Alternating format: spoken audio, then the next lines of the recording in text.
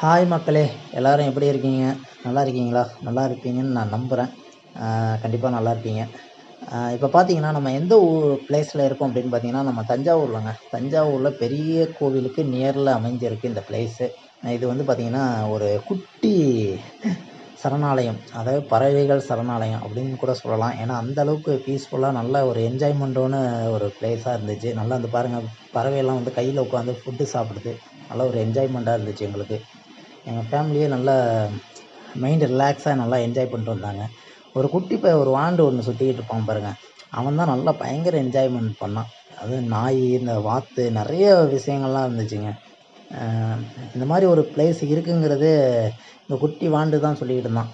சரின்னு சொல்லிட்டு அவனை கூப்பிட்டு வந்து பாருங்கள், ரொம்ப நேரமாக கையை நீட்டிக்கிட்டு இருக்கான். ஆனால் அவன் கையில் மட்டும் வந்து ஒரு பறவை கூட வந்து உட்காரல. அது ரொம்ப ஃபீல் பண்ணான். அதுக்கப்புறம் வந்து உட்காந்துருச்சு. அந்த வீடியோலாம் நெக்ஸ்ட்டில் பார்க்கலாம்.